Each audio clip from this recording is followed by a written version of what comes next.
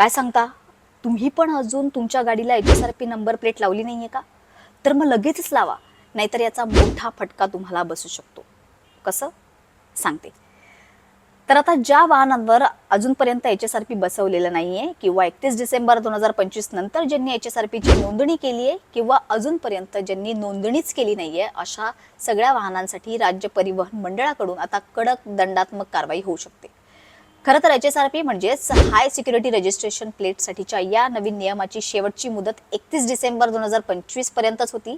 पण राज्यात विशेषतः शहरांमध्ये लाखो वाहनांना अजूनही अपेक्षित प्रमाणात HSRP बसवण्यात आलं नाहीये. हे प्रशासनाच्या निदर्शनास आलंय.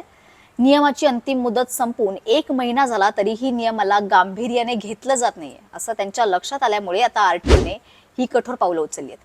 तर खासगी असो किंवा व्यावसायिक सगळ्याच गाड्यांसाठी हे नियम असणार आहेत. 30 डिसेंबर 2025 नंतर आता याची मुदत वाढवून 18 फेब्रुवारी करण्यात आली आहे, पण फक्त त्याच वाहनधारकांसाठी ज्यांनी 31 डिसेंबर 2025 पूर्वी HSRPची नोंदणी केली आहे पण प्रत्यक्ष प्लेट बसवली नाहीये.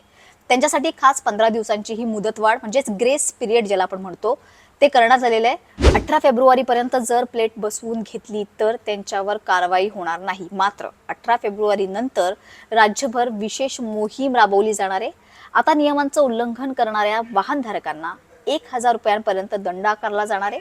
सर्वात महत्त्वाचं म्हणजे नंबर प्लेटच फक्त चेक होणार नाहीये, तर वाहनाचे नोंदणी प्रमाणपत्र म्हणजेच RC बुक, इन्शुरन्स, PUC आणि चालकाचा परवाना म्हणजेच लायसन्स या सगळ्याची कसून तपासणी केली जाणार आहे.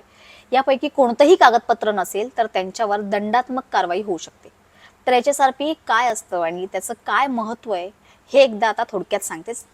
तर HSRP म्हणजे हाय सिक्युरिटी नंबर प्लेट. याच्या नावातच सिक्युरिटी आहे, म्हणजेच खास सुरक्षा वैशिष्ट्य यात असणार आहे.